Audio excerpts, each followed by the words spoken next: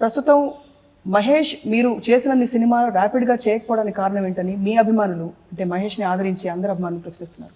ఇంకా కొన్ని సంవత్సరానికి 2-3 సినిమాలైనా యాక్ట్ చేయమని సలహా ఇస్తుంటాను. ఇప్పుడు ఈ పెద్ద గ్యాప్ ఎందుకు వచ్చిందంటే ఆ ప్రొడక్షను ఆ డైరెక్టర్ వాళ్ళు డిలే చేశారు. అంటే అది పూర్తి అవ్వకుండా ఇంకో సినిమా మొదలెడితే అది మరుగున పడిపోతుంది, అసలు బయటికి రాదు అని ఆ సినిమా పూర్తి చేసే ఇప్పుడు ఫర్దర్గా లైఫ్లో ప్రతి సంవత్సరం మినిమం 2-3 రావాలని ట్రై చేసి ఒప్పుకుంటున్నాడు. ఇప్పుడు 6 సినిమాలు ఒప్పుకున్నాడు. సో వరుసగా ఇప్పుడు 6 హిట్లు చూడబోతున్నాం మహేష్ హిట్స్. ఫ్యాన్స్ అందరూ వెయిట్ చేస్తారు. విజయ నిర్మల్ గారు, మహేష్కి కృష్ణ గారికి పోలిక అసలు కొట్టొచ్చినట్టు ఏ విధంగా ఉంటుందో చెప్పనవసరం లేదు మాటల్లో. ఒక దర్శకురాలుగా వీరిద్దరిలో మీరు ఏమైనా సిమిలారిటీ గమనిస్తారు వారి స్టైల్లో? అంటే మహేష్ స్టైల్ చాలా డిఫరెంట్గా ఉంటుంది. మాసు క్లాస్ అన్నీ ఉన్నా కూడా మహేష్ చూసి ఒక లో కీలో యాక్ట్ చేస్తాడు. సటిల్ మూవ్మెంట్స్ ఎక్కువగా, అది కూడా న్యాచురల్, అసలు యాక్ట్ చేస్తున్నట్టు అనిపించదు మనకు. చిన్న కుర్రోడుగా ఉన్నప్పుడు డ్యూయల్ రోల్ యాక్ట్ చేశాడు. దాంట్లో ఫైట్ డూప్ చేస్తానంటే కుదరదు, కొడుకు దిగులు కాదు. డూప్ ఏంటి చేయటం, నేను దూకలేనా మాత్రం అనేసి దూకేశాడు అనమాట. అంటే చిన్నప్పటి నుంచి కూడా ఫైట్స్ నేను న్యాచురల్గా చేయాలి, డూప్ ఉండకూడదు అని ఒక ఇది ఉంది. కృష్ణ గారు, మీ ఇద్దరు కలిసి సినిమాలు చూసే సందర్భాలు ఉంటాయి? మీరు మహేష్ కలిసి మీ సినిమాలు కానీ ఇప్పుడు వస్తున్న మహేష్ సినిమాలో థియేటర్లో చూస్తాం.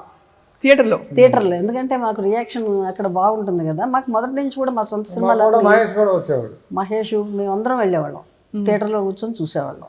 మనకి ఇప్పుడు మహేష్ ఒక కొత్త బాణి, కొత్త వరుడు సృష్టించారు. నరేష్ కూడా ఒక కొత్త కైండ్ ఆఫ్ హ్యూమర్ కి శ్రీకారం చుట్టారు. చాలా బోల్డ్ పాత్రలు చేశారు. ఆయనకు ఎలాంటి సూచనలు సలహాలు మీరు ఇస్తూ ఉండేవారు? నరేష్ మనం సూచనలు ఇచ్చామనుకోండి, అది ఇప్పుడు క్యారెక్టర్ ఉంది, ఆ క్యారెక్టర్లో ఇంతవరకు క్లైమాక్స్ కూడా బాగా నువ్వే ఎంటర్ అయితే బాగున్నావు అని అంటే అది పట్టించుకోకుండా క్యారెక్టర్ వైజ్ వెళ్ళిపోతుంటాడు. నా క్లైమాక్స్ నుంచి నాకెందుకు, నా క్యారెక్టర్ నేను చేస్తాను అంటే క్యారెక్టర్లో ఇన్వాల్వ్ అయిపోతాడు నరేష్ కూడా. ఇప్పుడు ఓల్డ్ క్యారెక్టర్ వేసినా, అది ఇంకా ఏదో వేసినా, ఏది వేసినా, యంగ్ వేసినా ఇన్వాల్వ్ అయిపోతాడు. న్యాచురల్ ఆర్టిస్ట్ నరేష్ కూడా. విజయ నిర్మల్ గారు, కృష్ణ గారు మామూలుగా అధైర్యపడినప్పుడు, ఉదాహరణకి అగ్ని పరీక్ష సినిమా అప్పుడు కూడా మీకు అదొక అగ్ని పరీక్ష లాంటి సందర్భం అని చెప్తుంటారు.